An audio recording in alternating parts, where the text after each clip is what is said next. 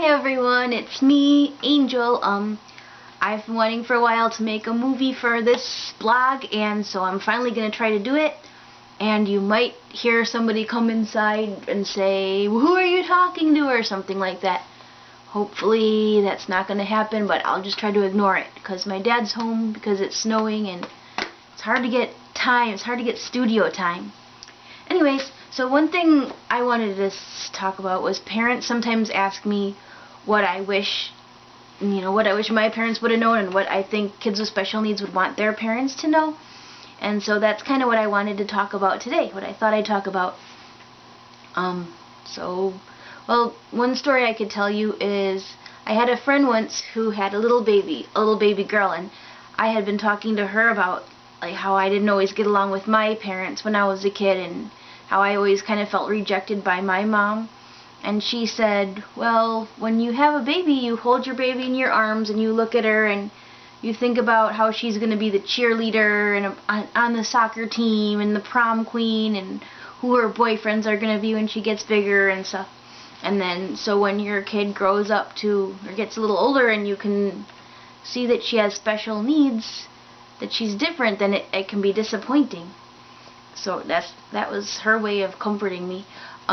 It kind of reminded me of, if you ever heard that story about these people take a trip and they're trying to take a trip to Italy or someplace, but they end up in Holland, and then they're kind of like we didn't want to come to Holland. I guess it's okay, but we're always going to be sad that we didn't go to Italy because we're stuck in Holland.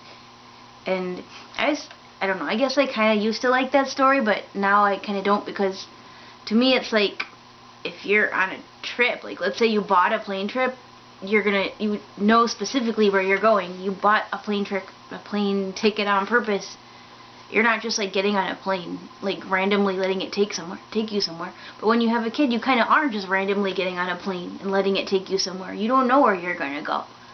You didn't buy a ticket to somewhere specific. You have no guarantee of what lays ahead of you.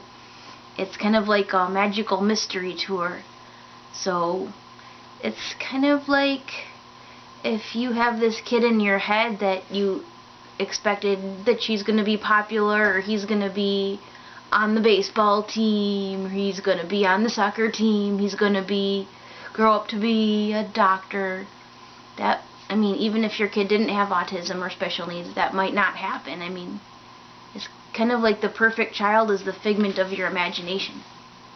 And I don't know, I'm kind of losing my train of thought here. Anyways, what I'm trying to say is, so instead of, thinking about your lost trip to Italy, which you never really went on, think about your trip that you're on, that it's like a surprise, an adventure. And what I'm really trying to say is, accept your kids the way they are. That's what I think I missed out on a lot as a kid.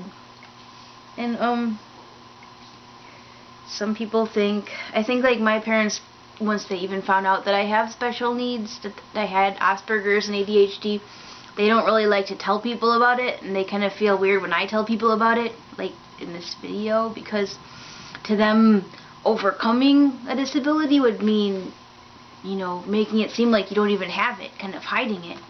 And to me it's different, because that's kind of makes me feel like I have to hide who I am, pieces of myself.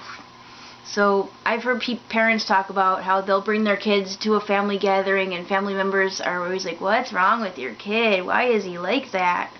And they struggle about whether they should tell their family members that their child has Asperger's or autism or ADHD, or if they should just try to be like, no, he's just exuberant.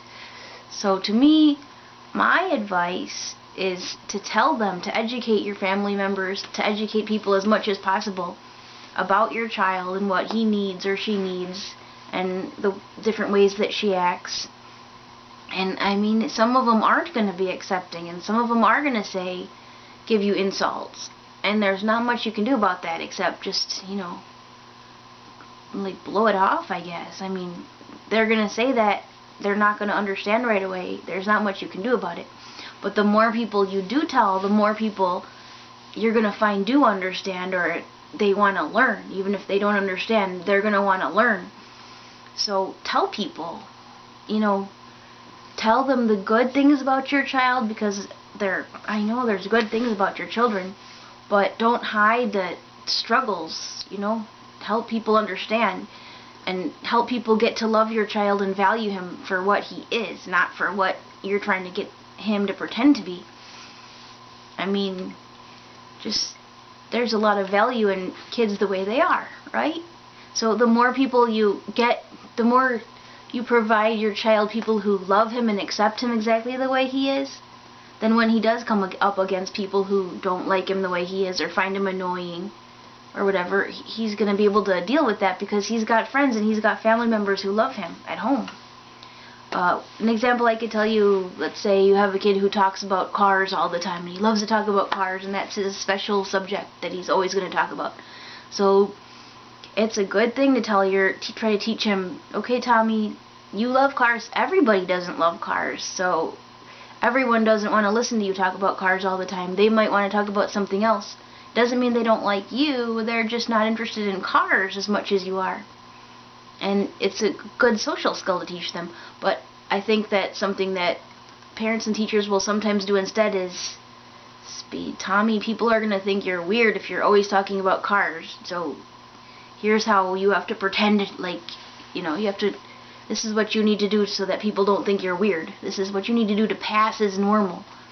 And I don't know, to me that feels like you're telling the kid that they're not good enough the way they are. So, I don't know. I think when I was a kid I fell in with some bad or worser people, bad friends, because I just wanted that feeling of acceptance.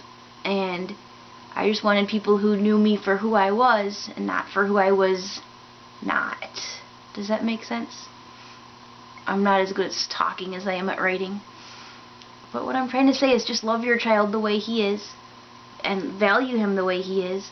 I mean, one thing that bothers me still now is that I'm not sure anyone in my family, like my parents or my brother, I know they love me, but I don't know at all that they like anything about me.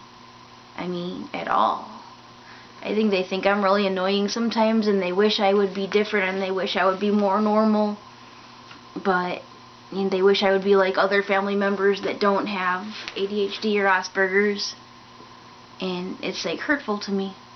So, and I know a lot of you guys don't feel that way about your kids. I know you do love your kids the way they are, and just show them that and tell them that and tell them what you do love about them.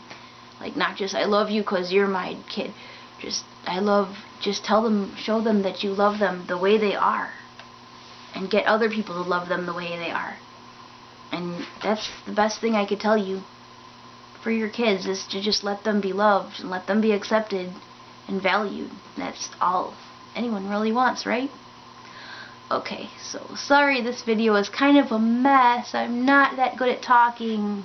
I really am not, but that's all I got now. Bye!